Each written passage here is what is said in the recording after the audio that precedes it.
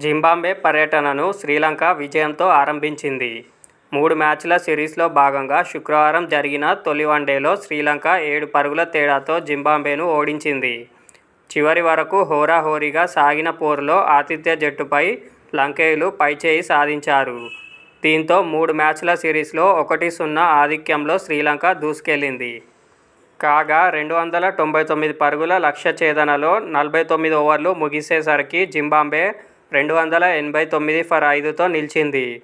Zimbabwe విజయానికి 6 బంతుల్లో 10 పరుగులు అవసరం కాగా ఆఖరి ఓవర్ వేసిన player of the match Dilshan Madushanka 4 for 62 శ్రీలంకను గెలిపించాడు. తొలి 3 బంతులకు వరుసగా సికిందర్ రాజా 87 బంతుల్లో 92, 8 ఫోర్లు, బ్రాడ్ ఇవాన్స్ 0, రిచర్డ్ నరావా 0ను అవుట్ చేసి హ్యాట్రిక్ ఖాతాలో వేసుకున్నాడు.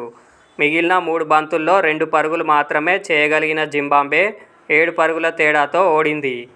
అంతకుముందు శ్రీలంక నిర్ణీత 50 ఓవర్లలో 6 వికెట్లకు 298 పరుగులు చేసింది. నిశాంక 92 బంతుల్లో 76, 12 ఫోర్లు, జెనిత్ లియలాగే 47 బంతుల్లో 70 నాటౌట్, 6 ఫోర్లు, 3 సిక్స్లు, కామిందు మెండిస్ 36 బంతుల్లో 57, 4 ఫోర్లు, 2 సిక్స్లు అర్ధశతకాలతో ఆకట్టుకున్నారు. అనంతరం లక్ష్య ఛేదనలో జింబాబ్వే 50 ఓవర్లలో 8 వికెట్లు కోల్పోయి 291 పరుగులకు పరిమితమైంది.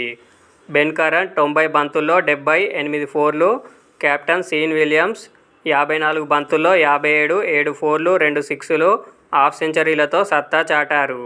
అయితే చివర్లో ఒత్తిడికి తట్టుకోలేకపోయిన జింబాబ్వే జట్టు పరాజయం పాలైంది.